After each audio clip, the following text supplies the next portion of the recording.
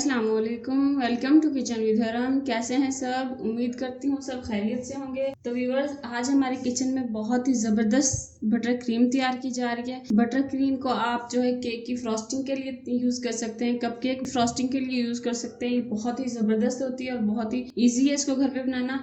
तो चलें जल्दी से शुरू करते हैं। अगर आपने हमारे चैनल को अभी तक सब्सक्राइब नहीं किया तो इसे सब्सक्राइब करें और बेल आइकन को लाजमी प्रेस करें ताकि आपको हमारी न्यू आने वाली वीडियो सबसे पहले फ्री में देखने को मिल सके।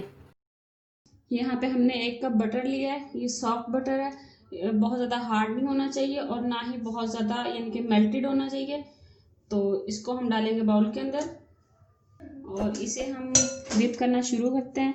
तो हम जो है इलेक्ट्रिक बीटर यूज़ कर रहे हैं। आप चाहें तो हैंड विस्कर के साथ भी ये काम कर सकते हैं, लेकिन उससे थोड़ा टाइम ज़्यादा लगता है। हमने इसको इतनी देर तक बीट करना है कि इसका कलर जो है वो चेंज हो जाए, बिल्कुल वाइट हो जाएगा, क्रीमी कलर हो जाएगा इसका। तो एक बार हमने तकरीबन 2 मिनट इसको बीट किया और ये देखिए थिक भी हो गई है और इसका कलर भी आप देख सकते हैं चेंज हो गया है। इस पॉइंट पे हम इसके अंदर डालेंगे 1 टीस्पून वनीला एसेंस और साथ ही हम इसके अंदर डालेंगे कंडेंस मिल्क। कंडेंस मिल्क हम 1 टेबल स्पून करके डालेंगे, सारा एकदम से नहीं डालेंगे। 1 टेबल स्पून डालेंगे, इसको थोड़ा सा बीट करेंगे, फिर दोबारा से डालेंगे, क्योंकि अगर हमने एकदम से डाल दिया तो ये सारा जो है पतला हो जाएगा और फिर हमारी क्रीम जो है वो अच्छे से नहीं बनेगी। आप कंडेंस मिल्क की जगह पर आइसिंग शुगर भी इसमें यूज़ कर सकते हैं, लेकिन इसमें आपने पाउडर शुगर यूज़ नहीं करनी, क्योंकि पाउडर शुगर जो है वो इसमें अच्छे से मेल्ट नहीं होती, जिससे क्या होता है कि जब हम फ्रॉस्टिंग तैयार कर लेते हैं, किसी भी केक वगैरह पे इसकी फ्रॉस्टिंग करेंगे तो वो मुंह में आएगी तो वो बिल्कुल भी अच्छी नहीं लगेगी। तो इसलिए आप लोगों ने पाउडर शुगर नहीं यूज़ करनी। आप या तो कंडेंस मिल्क यूज़ करें या फिर आइसिंग शुगर यूज़ करें। कंडेंस मिल्क की रेसिपी हमारे चैनल पर मौजूद है, उसका लिंक ऊपर आ रहा है, आप वहाँ से देख सकते हैं। वीडियो के लास्ट में भी मैं आपको कंडेंस मिल्क की वीडियो दे दूँगी, वहाँ पे आप देख सकते हैं। नहीं तो आप condense milk bye kitchen with हरम लिख कर सर्च करें तो आपको हमारी वीडियो जो है मिल जाएगी। बहुत ही आसान है घर पे इसको बनाना। तो इसको अच्छे से दोबारा से बीट करेंगे 2 मिनट के लिए।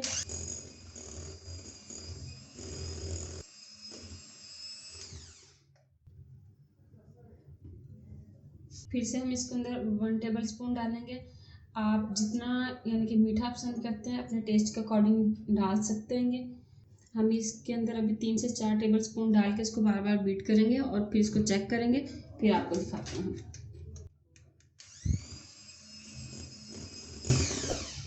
व्यूअर्स, हमारी बटर क्रीम तैयार हो चुकी है। आप देखें ये बिल्कुल वहीं पे स्टे कर रही है जहाँ पे हमने इसको उठाया है। इसको ऐसे आप इसको चेक कर सकते हैं। और इसके अंदर हमने 5 टेबल स्पून जो है कंडेंस मिल्क यूज़ किया है।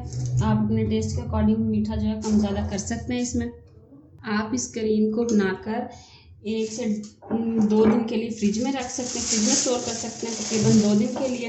यानी कि आपने किसी बर्थडे वगैरह पे केक तैयार करना है तो आप 2 दिन पहले क्रीम तैयार करें और इसको फ्रिज में रख दें और आप 1 माह तक इसको फ्रीज़र में स्टोर कर सकते हैं।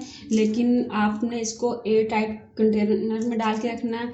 इसके अंदर बिल्कुल भी क्रिस्टल्स नहीं बनने चाहिए। अगर इसके अंदर बर्फ़ के क्रिस्टल्स होते हैं वो बन गए तो फिर ये जो है ख़राब हो जाएगी आपकी क्रीम।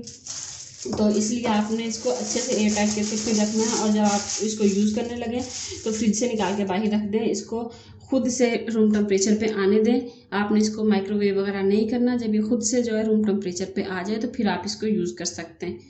ये देखें, तो आप इसके साथ किसी भी तरह की जो है यानी कि फ्लावरिंग कर सकते हैं, केक को डेकोरेट कर सकते हैं। तो ऐसे आप यानी कि केक्स वगैरह डेकोरेट कर सकते हैं। तो अगर आपको हमारी आज की वीडियो पसंद आई हो तो इसे लाइक करें, शेयर करें। अगर आपने हमारे चैनल को अभी तक सब्सक्राइब नहीं किया तो इसे सब्सक्राइब करें और बेल आइकन को लाजमी प्रेस करें ताकि आपको हमारी न्यू आने वाली वीडियो सबसे पहले फ्री में देखने को मिल सके। अल्लाह हाफिज़।